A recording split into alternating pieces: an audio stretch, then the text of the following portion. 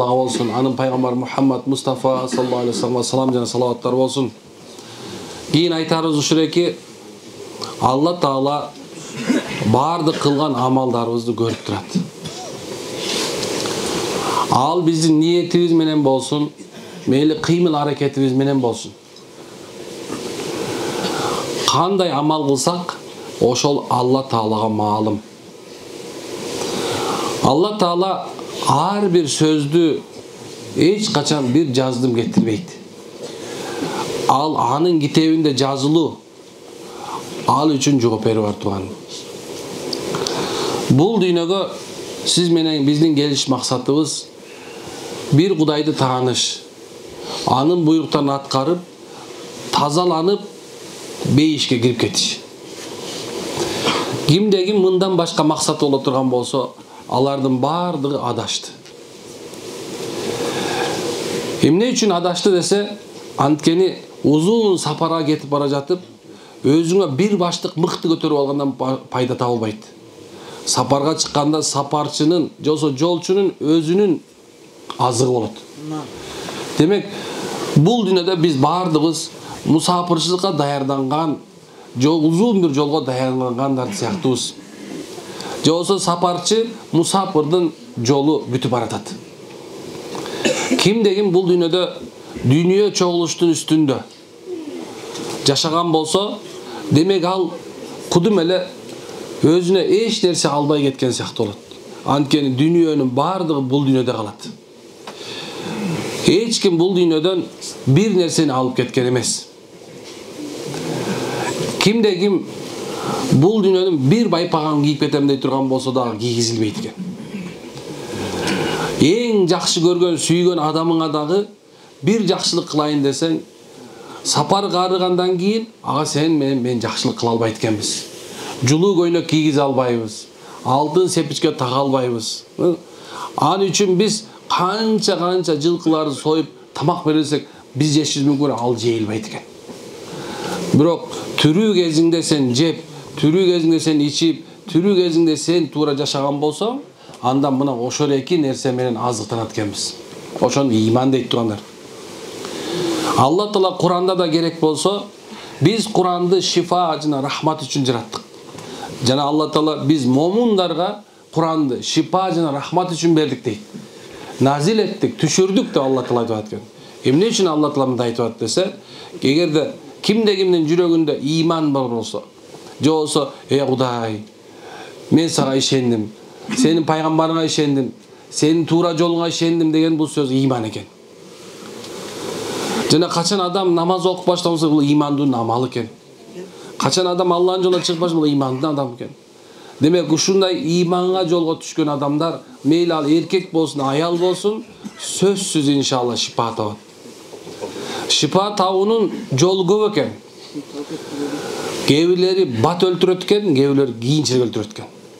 Бирок ыйман менен шипа издеген болсо, ал адам бул дүйнөдө дагы, ан өткөндөн кийин дагы бактылык табат экен. Урматтуу уруттугандарым, демек эмнени айтабыз? Субханалла, баарыбызга Алла Тааланын алдында ыйман зарыл экен. Ыйман зарыл. Эгерде кимде ким ыйманга мээнет кылбаса, ыйманына аракет кылбаса, ал адам кудум эле суу чыкпай турган жерден кудук казган сыяктуу. Бир адам бул жерде 10 метрден каза берсе, бирок суу өзү 100 метр болсо, 10 жерден 10 метр казып койгондон пайда чыгабы? Чыкпай турабы? Ал адам терең 100 метр казгандан кийин суу чыгат. Ошол себебинен ыйман ушул экен. Ыйманга келген адамдар өзүнүн акыйкатын, туура жолго, же болбосо өзүнүн максатын жеткен. Эгер ыймансыз боло турган болсо, ал адам кудум жанагында ар жерде кудук казган сыяктуу, бирок суу чыкпайт. Демек, ушул жерге келгениңизде азыр ниетиңизди турлагыңыздар эми. Өзүңүздү караңыз, канчалык ыймандуусуз. Эгерде ыймандуунун бир белгиси бар дейт алымдар. Ал күнөөсүнө бушайман болот. Күнөөгө бушайман болуу, бул сен ыйманыңдын бардыгы. Ал эми ошо күнөөңдү сен гана өзүң гана билесиң, Кудай билет. Башка эч ким билбейт. Ал күнөөнү сен күндүз жасагансың, түн ичинде жасагансың, Алла аны жашырган, сен да жашырып жүргөнсүң. Демек ал бул купуя сыр экен. Демек сен Кудайдын алдында өзүңдүн күнөөң үчүн Кудай дегенде, ал Кудайдан башка сени эч ким кечирбейт экен. Эч ким тообоңду кабыл албайт экен. Демек Алла ушундай зат. Качан пендесине жакшылыкты кааласа, мына аз биз айтып аткан сөздү угузат дагы эсиңе келтиртет. Бул жерге келгендин баардыгы жөн эле келген жок. Балким Алла Таала өзү айдап келди. Алла Таала айдап келди. Кээ билесиздер, заставить этап келди. Бас барасың эле деп элечи. Баргың келген эмес, келгин келген эмес, баскың келген эмес болчу. Бирок эмне болду? Айдалып келдиң. Бирок Алла Таала сени эмнеге айдап келди ушунча километр алыстыкка? Балким субханалла, эй байкуш, тооба кылып калсаңчы, аз эле калды дегендир балким. Эй байкуш, абайласаңчы, күнөөң көбүрөөк болуп бартат. Койсоңчу деген сөздү угузушунdur балким. Ошол себептен имандын эң биринчи белгиси бушайман болот. Күнөөгө бушайман бололу баарыбыз. Күнөөбүзгө бушайман бололу. Кээ бир айтышы мүмкүн, кээ бир жахилдер, наадандар бар. Өзүнүн күнөөсүн да мойнуна алгысы келбейт. Күнөөсүн мойнуна алгысы келбейт. Дагы деле тоң мойындугучу аны субханалла бийик сереге жеткизип салгандай өзүнө өзү текеберленип отургандар бар. Бул жердегичи аз аябай катуу ооруп аткан адамдан сен эмне кылат элең азыр десе, ыйлабейт тура, буркат ыйлабейт. Мен ден соолугумду карамакмын. Ушундай мындай кылмак эмесмин. Эгерде мен ушунду койсом, мен мындай кылмай башкача жашамакмын деп айтат азыр. Оңой эле сурап койсоңор болот, бул жерден туруп. Азыр эгер ден соолугуңду кайтарып берсе, эмне кыласыз? Мен намаз окуйм. Мен Кудай дейм деп айтат. Кээ бирлериңер ден соолугуңар со, бирок акылыңар кем болгондор бар. Кыргызда сөз бар, акылы бар, эси жок дейт. Канча адамдардын акылы бар, бирок эси жок. Эси жоктор иман менен иши жок экен. Алар айтышат экен, жетишем, эмне болмок эле, бирок дагы деле болсо күнөөнү кыла берет экен. Демек бул имандын алсыздыгы болушу мүмкүн болсо, имандын такыр жоктугу болушу мүмкүн экен. Имандуу адамдын амалы туурага багыштайт. Качан сени менен мен тооба кылгандан кийин Кудайга, "О Кудай" деп мойнуң алдына бирөөнү айтпай эле кой. Өзүң эле ушул жерде туруп эле.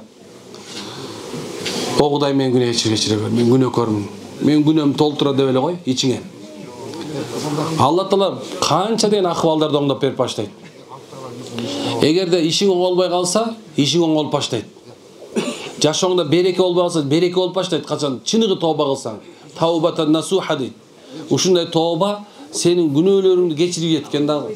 Качан адам күнөөсү кечирилгенден кийин анын жашоосу оңолуп баштайт. Демек иш оңолуп баштайт деген сөз. Ооруган болсо, оору менен кыйналып аткан болсо, качан чыныгы тообаны кылса, Алла Таала анын күнөөсүнүн кечирилиши менен кошо, анын денесине жаңы кан, жаңы тери, жаңы эт берип башташы мүмкүн экен. Алла ушундай зат. Качан субханалла сен чыныгы тооба кыла турган болсоң, Алла Таала үй бүлөңдү оңдоп берип баштайт. Көчө үй бүлө проблема болуп аткан болчу. Аялың кетти, күйөөң кетти, бирөөң Сибирде, бирөөң Шеберде дегендей ар кайжак кетип калган болсоң дагы, эгер чыныгы тооба кыла турган болсоң, Алла Таала бу дүйнөдөгү болгон эң маанилүү сен үй бүлөңдү ордуна кайтарат. Тооба ушундай нерсе, адамдын жашоосун бүт тарабынан өзгөртүп таштайт. Алланын элчиси Пайгамбар саллаллаху алейхи ва саллям эң жакшы көчүү дейт, бул күнөөдөн сооптуу ишке көчүү деген. Качан сен тооба кылгандан кийин күнөө иш сага жаман көрүнүп баштайт. Эгер чынында кылган болсоң, күнөө иш, арак ичип жүргөн болсоң, арак ичише жиркенип каласың.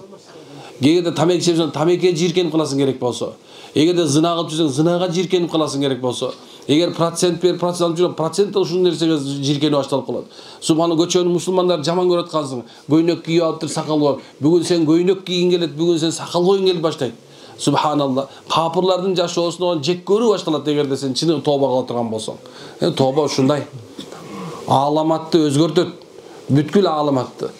Демек, эгерде биз менен сиз туура тооба жашай турган болсок, туура иман келтире турган болсок, туура тооба кыла турган болсок, Алла Таала оозубузга бир сөздү салып коет. Шүкруллах. Алхамдулиллах. Шүгүр я Алла. Шүгүр деген нерсени зат. Иманы алсыз болгон адам, тообосуз адам шүкүр кыла албайт экен. Шүгүр кыла албайт экен. Жашоо шүгүр кылышыбыз керек. Шүгүрсүз жашоо бул адамды өтө бир акыбалга салып коет. Тойбой калат адам. Шүгүр кылган адам каниет жок болот. Каниетсиз адамда субханалла бул дүйнөдө эч бир нерсеге той албайт. Бүгүн мындай болуп турса, мындан да жакшыраак болсо дейт. Эгерде жок болсо, эмне үчүн жоктур дагы эле шүкүрсүздүк кылат экен. Ошон үчүн урматтуу Үртүганым, азыр ушул отурганда үч нерсени кылалы. Иманыбызды жаңырталы. Тооба кылалы. Анан кийин субханалла шүгүр айталы. Эмнеге шүгүр айтыш керек ушул жерге келгендечи? Мындай тегеректи карап көрсөңөр, көп нерсени көрөсүңөр. Мындай имандуунун көзү менен карасаң, чыныгы тооба кылсаң азыр көрүнөт. Эгерде тооба кылбасаң көрүнбөйт, башка эле нерсе көрүнөт, баягы тас кейпиң эле көрүнөт, баягы элечи. Өзүңдүкү эле көрүнөт, баягы элечи. Мындай эмне бул жер эмне? Бизнес центрби депчи. Ушул нерсе көрүнөт. Бирок качан башкача көз менен карасаң, бул шипа центр турбай дейсиңер да. Ушундай нерсе. Демек Алла Таала ушундай зат. Ушундай зат субханалла. Биз ойлогон эмеспиз. Больницага барып көрдүк, психбольницага барып көрдүк. Дагы бир эң технология жеткен нерсени бааны текшерилип көрдүк. Анан кийин субханалла ушул жерге келдик. Бу жерде келсе эле баягы эле эчтеке жок, новейший технология жок. МРТ деген нерсе жок. Бир нерсе текшер. Силер субханалла бир эле молдонун жанына келип туруп калыңар. Ал айтат, Кудайдан корк, Мухаммад алейхиссалам аркасынан ээрчи, туура жаша деп айтат, Демек субханалла түшүнүшүбүз керек. Биз Кудайгадан келгенбиз, Кудай тарапка кайтып барабыз. Кудайсыз куурайдын башы кыймылдабайт турган. Демек ушуну эсиңе кел. Жакшылап азыр, жакшылап ойлоңуңар, машаллах. Эмне үчүн сүйлөп атат кечке, дем салбайбы деп атасыңар деген беленчи? Жок, субханалла, биз дем сала атабыз. Бул кыргызча методу ужучу. Азыр арабчасын ушуну окуйм мен азыр. Ушу кандай айтылып аткан болсо, мен ушуну айтам силерге азыр. Арабчасын айтам азыр. Кыргызчага мен жетип ушул жүрөгүңдү Кудай сен бар туруп десеңчи, арабча миллион жолу окусам да шипа кирбей калышы мүмкүн. Ошон кыргызча айтып атканда эсибизге келип алалы машалла. Иманга келип алалы. Тооба кылып алалы субханалла. Болгон нерсе ушундай. Аракет кылабызбы? Ниеттер турлайбызбы? Аллаху акбар. Демек тугандарым ушундай. Аллахым баарына шипа берсин. Кудай жакшылыктар берген болсун. Күнүнө бир 10-15 кишиден маруза кылып турабыз. Буга нааразы болбойсуздар. Кийин азыр окуп атканда 3 нерсе 3 дуба айтабыз. Ошо 3 дубаны туура айтышыбыз керек болот. Анан кийинкиси ушул ниетиңерди жаңартыңыздар.